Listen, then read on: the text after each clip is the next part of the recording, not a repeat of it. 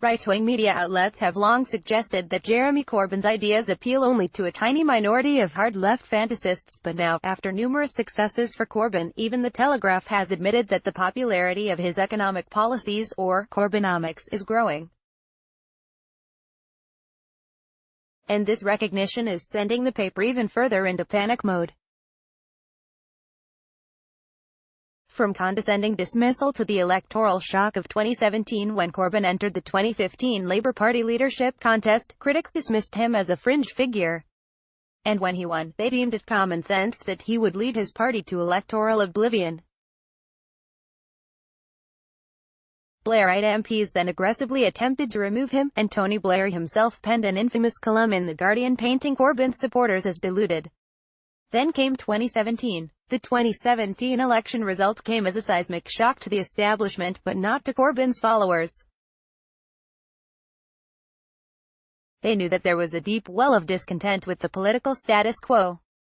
And they understood people's anger at the free market economic system that New Labour had left unchallenged when in power.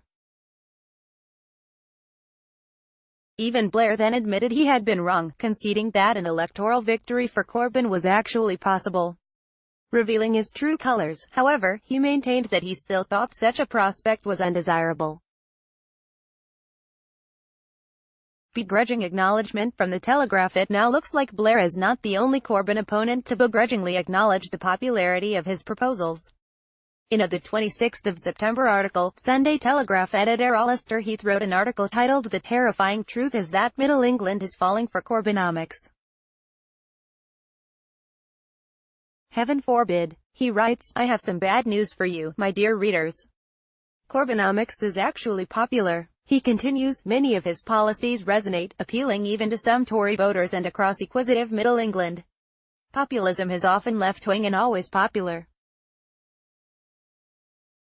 This is quite an admission, especially given that Heath recently made it into Ian Dale's Top 100 Most Influential People on the Right list.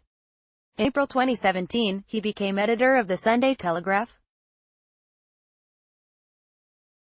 But clearly, he and others have misunderstood how the free market system, whose extreme form Britain has been living under since the 1980s, has affected ordinary people, including natural Conservative Party voters.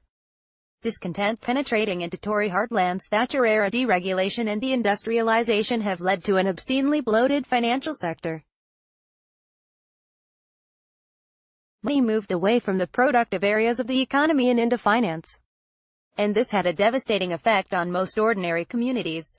Manufacturing and other traditional industries disappeared from many areas. Wealth and economic activity became concentrated in London.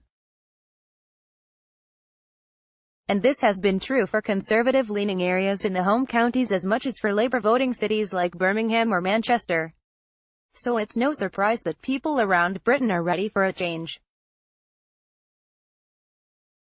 The Guardian has previously explained Corbynomics as a state-led investment program, offering a way to steer the British economy away from private speculative activity to long-term sustainable growth investment. Clearly, even Corbyn's most vocal opponents now understand that his radical vision can expand Labour support deep into the Tory heartlands. And by the looks of it, they're absolutely terrified. Get involved, join Momentum, join the Labour Party. Contact your MP and express your support for Jeremy Corbyn's media reform proposals. Featured image via Wikimedia Commons.